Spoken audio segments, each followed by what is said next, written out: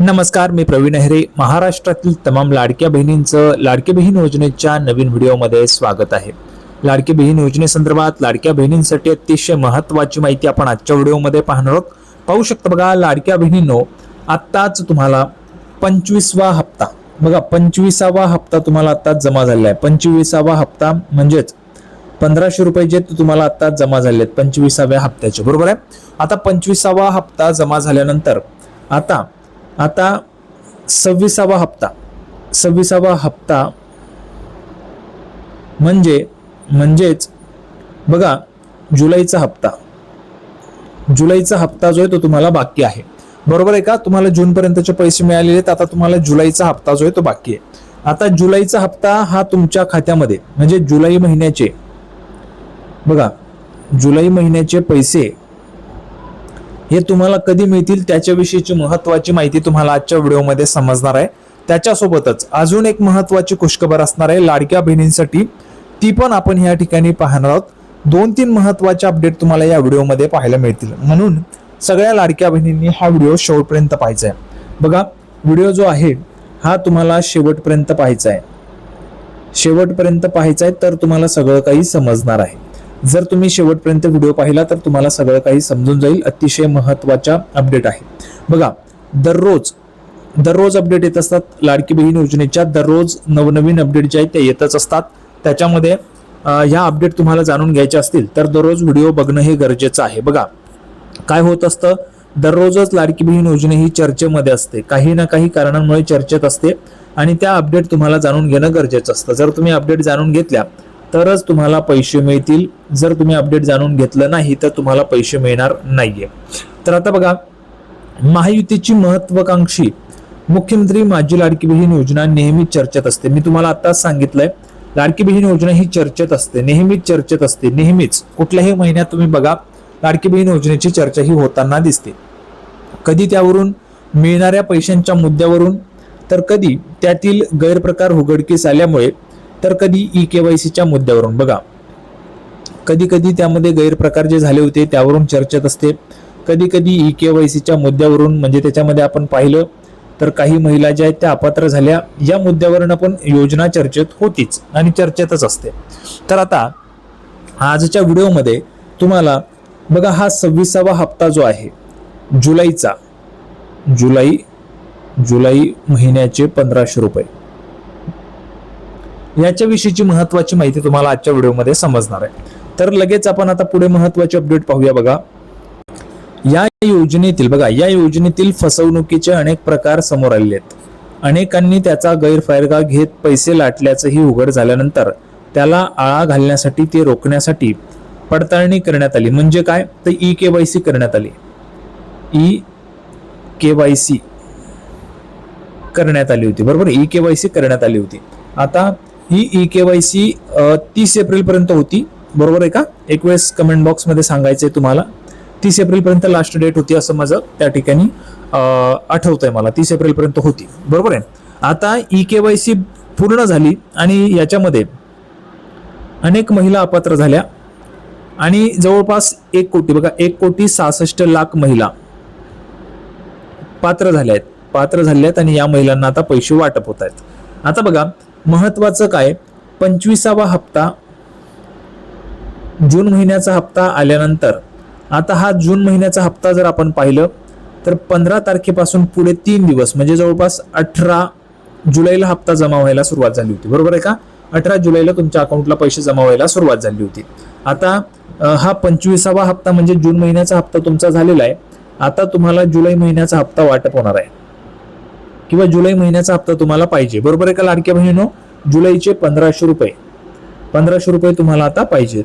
तर हे 1500 रुपये तुम्हाला कधी येतील, जुलैचे, म्हणजे जो 26वा हप्ता आहे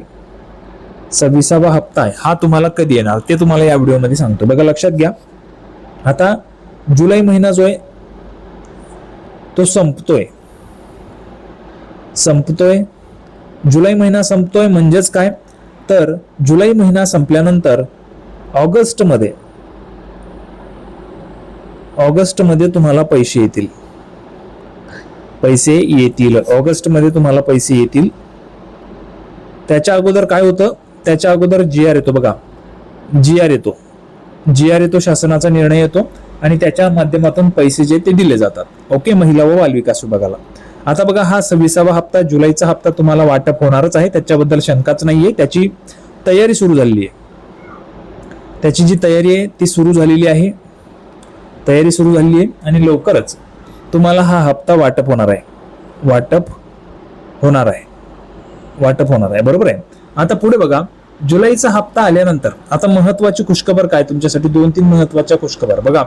सगळ्यात पहिली आणि महत्वाची खुशखबर म्हणजे लाडक्या बहिणींनो, तुम्हाला आता रक्षाबंधनाच्या निमित्ताने हा हप्ता येऊ शकतो. बघा, रक्षाबंधनाच्या निमित्ताने हप्ता तुम्हाला येऊ शकतो. रक्षाबंधन आहे त्याच्यामुळे भावांकडनं बहिणींना ही ओवाळणी जी आहे, ही ओवाळणी येऊ शकते, ओवाळणी जी ती येऊ शकते. ठीक आहे, आणि त्याच्यामध्येच आपण जर पाहिलं तर बघा, अशी शिफारस करण्यात आलेली आहे की लाडकी बहीण योजनेचा जो 1500 रुपयांची जी रक्कम आहे ती वाढवून, म्हणजे त्याच्यामध्ये वाढ करा, कारण